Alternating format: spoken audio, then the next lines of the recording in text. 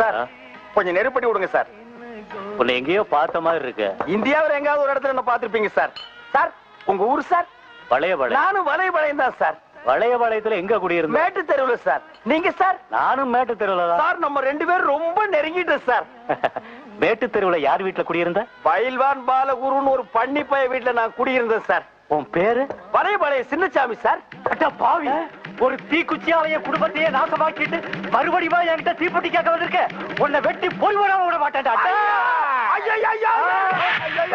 இருக்குது மழை வரும் போல இருக்குப்பா.